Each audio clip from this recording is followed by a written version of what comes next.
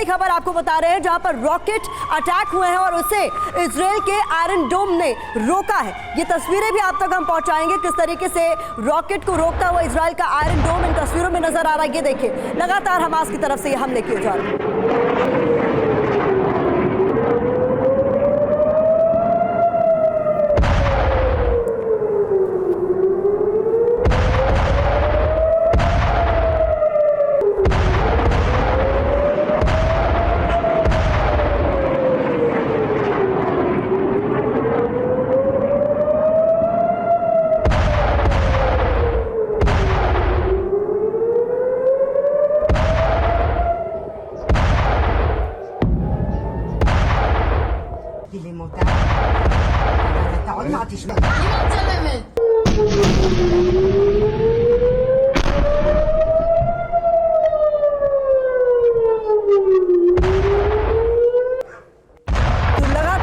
Siren की गूंज के बीच ये रॉकेट हमले हो रहे हैं। अगली बड़ी खबर और तस्वीर आपके सामने, जहां इजराइल पर हमास के रॉकेट किस तरीके से गिरे, इन तस्वीरों में आप देख सकते हैं। तो हमास लगातार रॉकेट्स का इस्तेमाल कर इजराइल के अलग अलग इलाकों को टारगेट कर रहा है।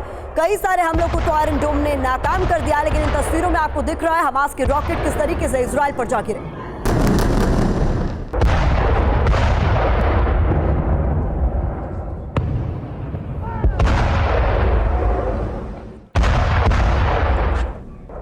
अगली तस्वीर आपके सामने हम रखने जा रहे हैं, जहां 7 अक्टूबर के बाद की सबसे बड़ी बमबारी इन तस्वीरों में कैद हुई है। ये तस्वीरें आप देखिए, लगातार हमले, वार पलटवार तेज होता हुआ, और इस बीच ये तस्वीरें सामने आई है जहां काले रंग के धुएं का गुबार देखा जा रहा है। तो ये भी माना जा रहा है कि इसमें बस्टर बम का इस्तेमाल होता हुआ नजर आ रहा है, क्योंकि ये कहा जा रहा है कि बस्टर बम से ही काले रंग का धुआं उठता है और इन बॉम्ब्स का इस्तेमाल हो रहा है हमास की सुरंगों को टारगेट करने के लिए।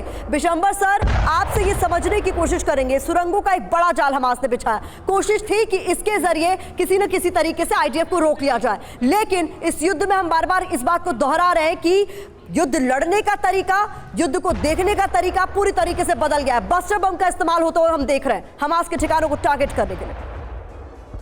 देखिए, जो हमास है उसकी स्ट्रेंथ है कि भाई उसके डिफेंसेस जो हैं वो अंडरग्राउंड हैं, टनल्स में हैं, उनके पास एक्सप्लोजिव्स हैं, बिल्टअप एरिया में हैं। जो इज़राइल की स्ट्रेंथ है वो उसकी एयर सुपीरियॉरिटी है, उसकी जो प्रिसिजन वेपन फायरिंग सुपीरियॉरिटी है। तो इज़राइल अपनी सुपीरियॉरिटी यूज़ करेगा। उस सुपीरियॉरिटी के तहत पहले जितने भी जिस भी हाई बिल्डिंग्स में या जिस भी स्ट्रांगली बिल्ट बिल्डिंग्स में या जिस भी जहाँ भी उसको अंदेशा है कि यहाँ हमास के टेररिस्ट हो सकते हैं, वो उनको पहले एयर से डिस्ट्रॉय करेगा, आर्टिलरी से डिस्ट्रॉय करेगा, भारी मिसाइल स्ट्राइक से डिस्ट्रॉय करेगा। वो ऐसे अटैक नहीं करेगा कि भाई वो ट्रैप में चल जाए। ग्राउंड फोर्सेस का अटैक करना इज़राइल के लिए उतना ही चैलेंजिंग है जितना अब हमास का इस चंगुल से निकलना।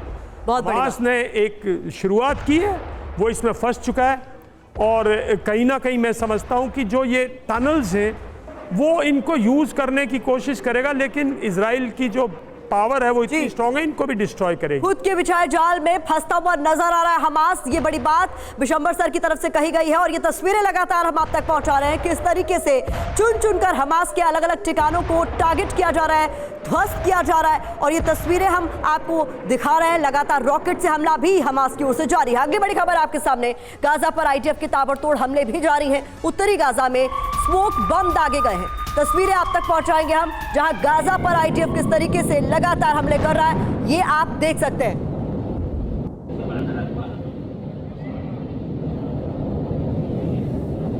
तो सुमित, चूंकि आप खुद वॉर जोन में रहे हैं, वहां से आप भी अभी लौटे हैं, ये बताइए इस तरीके के हालात जब होते हैं तो ग्राउंड जीरो पर स्थिति कैसी होती है, लोग किस तरीके से रिएक्ट करते हैं कि उनके आसपास कब क्या हो जाए पता ही नहीं चले। देखिए, ये तो बिल्कुल पैनिक वाली सिचुएशन होती है, किसी को नहीं पता होता। इनफैक्ट वहाँ पे जो ग्राउंड फोर्सेज हैं उनको भी ये पता नहीं होता कि पिन पॉइंटेड लोकेशंस पे कहाँ पर अटैक किए जाने हैं। तभी आप देखिए कि ज्यादातर ऐसी टाइम में बंकर्स का या फिर ऐसे घरों का इस्तेमाल किया जाता है जहां पर ऐसे बंकर्स या फिर हाइडआउट्स हों, और ये दोनों तरफ की स्थिति होती है। ऐसा नहीं है कि ये सिर्फ अटैक गाजा पट्टी पर हो रहे हैं, लगातार हमास की तरफ से भी ऐसे अटैक इजराइल के सदर्न पार्ट पर किए जा रहे हैं, यहां तक कि तेल अवीव की तरफ भी ऐसे अटैक्स किए जा रहे हैं। तो निश्चित तौर पर दोनों तरफ पैनिक की सिचुएशन है, लेकिन हाँ, इजराइल के पास एयर डिफेंस कैपेबिलिटीज हैं, उसके पास ऐसे रॉकेट्स को रोकने की कैपेबिलिटीज है, उसके बाद ज्यादातर एयर सुपीरियरिटी के तौर पर अगर आप कहें, चाहे वो F-16 हो, F-35 हो, ऐसे बेहतरीन एयरक्राफ्ट्स हैं जिनसे वो लगातार इन इलाकों में सर्विलेंस के साथ साथ एयर स्ट्राइक्स को अंजाम दे सकता है। तो ये सुपीरियरिटी या फिर आप कह सकते हैं कि एक प्रमुखता जो है वो इजराइल की फोर्सेस के पास है। और देखिए यहां पर वो नजर भी आ रहा है कि इजराइल कितने बड़े स्तर पर कल हमले कर चुका है और कहा जा रहा है कि अभी और बड़े हमले होने